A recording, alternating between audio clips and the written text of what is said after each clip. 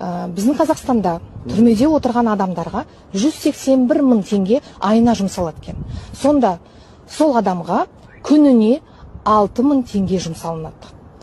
Енді екінші ақпарат ол егесі жоқ иттер.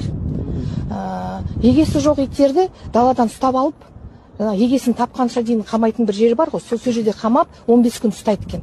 Сол 15 күн ұстау үшін 96 мың теңге жұмсалынады екен.